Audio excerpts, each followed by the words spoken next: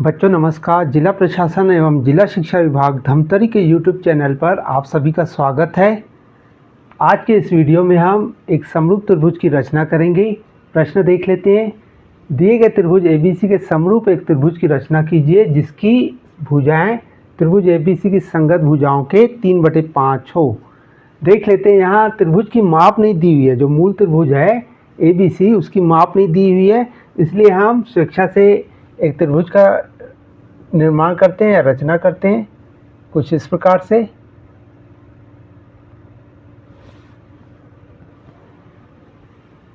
ये त्रिभुज ABC है, इसके समरूप हम एक त्रिभुज की रचना करना चाहेंगे जिसकी भुजाएं मूल त्रिभुज की 3/5 हो। इसका अर्थ समझ लेंगे। हर में 5 है, मतलब अगर मूल त्रिभुज के हम 5 भाग करें और अंश में 3 है तो उसका जो तीसरा जो भाग है, मान लो ये आधार रेखा है, इसे हम 5 भागों में बांट रहे हैं, तो तीसरा हिस्सा नीचे की भुजा का आएगा। उसी प्रकार से तीसरा हिस्सा आएगा। तो जो हमें त्रिभुज प्राप्त होगा वह समरूप होगा, मूल त्रिभुज के 3/5 गुना होगा। तो इसकी रचना कैसे करते हैं देख लेते हैं।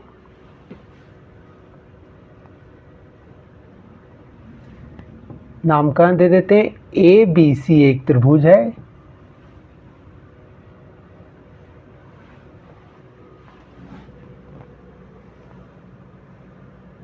अब हम आधार BC के नीचे की ओर एक न्यून कोण की रचना करते हैं कुछ इस प्रकार से, जिसे हम BX नाम दे सकते हैं। एक किरण प्राप्त हुई। अब जो किरण BX प्राप्त हुई है इसके हम 5 भाग करेंगे। ध्यान देंगे बच्चों, हर में 5 है तो हम न्यून कोण की जो किरण प्राप्त हुई है उसे हम 5 भागों में बांटेंगे। इसके लिए हम प्रकार का उपयोग करते हैं।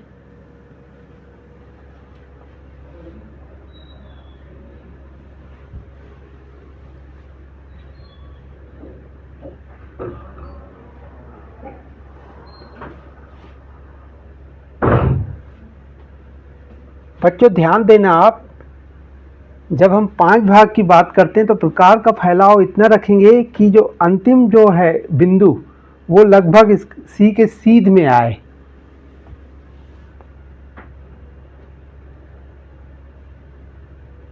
देखते हैं B पर प्रकार की नोक रखते हैं और 5 भाग करेंगे इसके, है ना।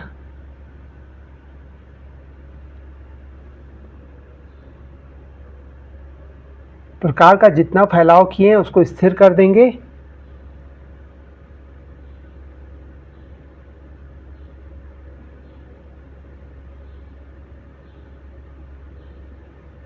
देखिए कुछ इस प्रकार से।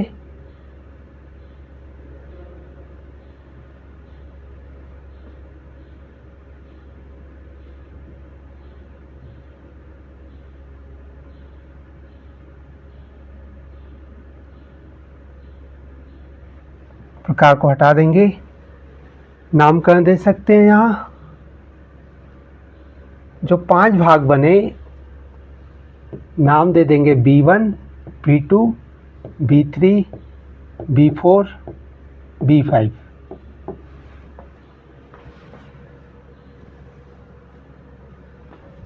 जो 5वां भाग है B5 उसे C से मिलाएंगे।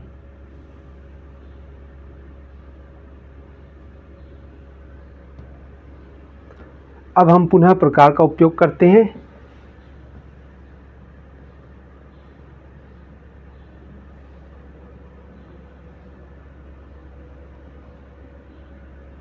B5 पर प्रकार की नोक रखते हैं।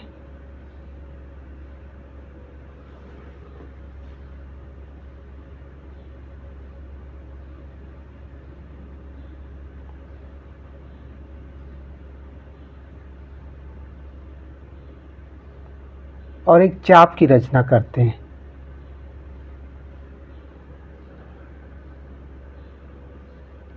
इस प्रकार से ध्यान देंगे बच्चों, जितना फैलाव है उतना ही फैलाव हम, चूंकि तीसरे हिस्से में आना है तो हम B3 में रखेंगे अब प्रकार को।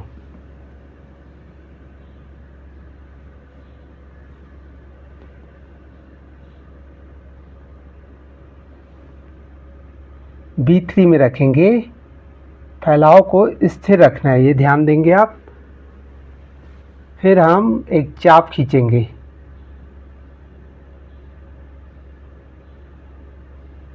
कुछ इस प्रकार से।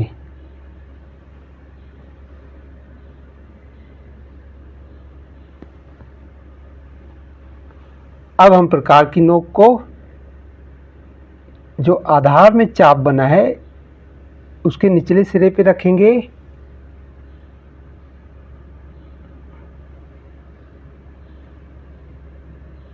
और ध्यान देंगे, ये देखिए जो चाप की जो लंबाई है प्रकार को उतना ही फैलाना है। ये सिर्फ हमने एक नाप के लिए लिया।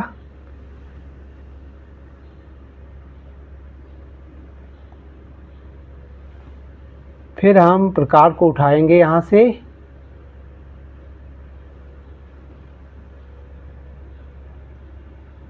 और इस प्रकार से रखकर एक चाप खींचेंगे।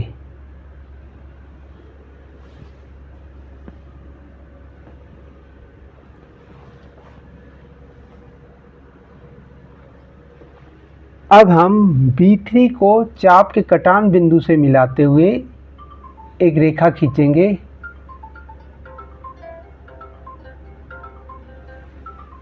देखिए बच्चों, ये जो रेखा है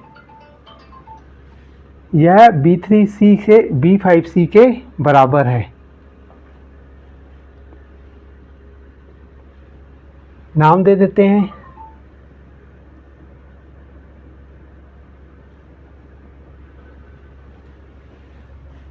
चाहे तो इसका नाम हम C' दे सकते हैं। B5C और B3C' आपस में समानांतर हैं।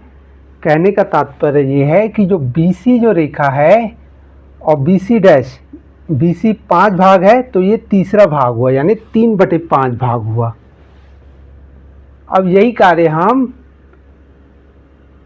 AC रेखा के लिए करेंगे। AC के ठीक समानांतर एक रेखा की रचना करेंगे। किस प्रकार से? जो कार्य हमने नीचे B से B5 के लिए किया वही कार्य हम बिंदु C पर रखते हुए करेंगे। बिंदु C पर प्रकार की नोक रखी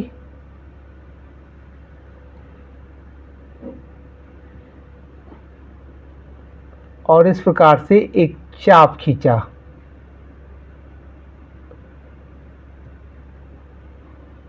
ध्यान देंगे बच्चों, यहीं पे मिस्टेक होती है।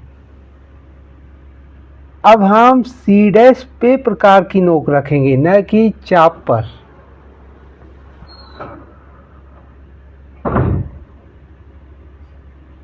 और इस प्रकार से एक चाप खींचा।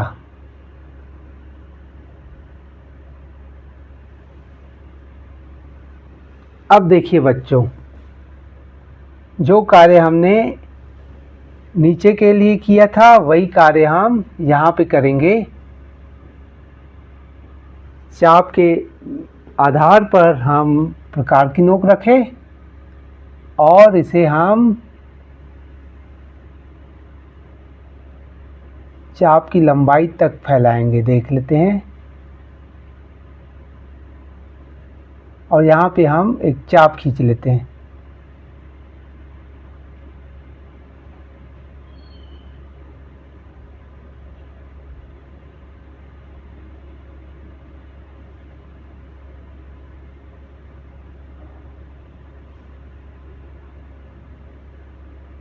इस प्रकार से एक चाप खींची। अब हम ये जो चाप का फैलाव है, प्रकार का फैलाव है, उसे स्थिर रखते हुए यहाँ पे ले आएंगे।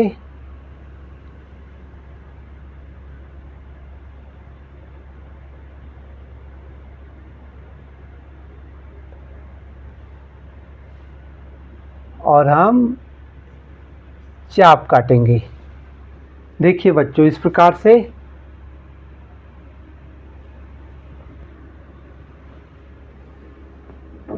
यहाँ पर कटान बिंदु प्राप्त हो गया।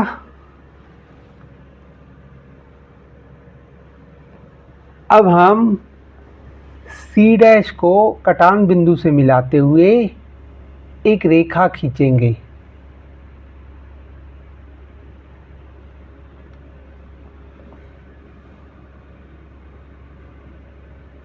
देखिए बच्चों,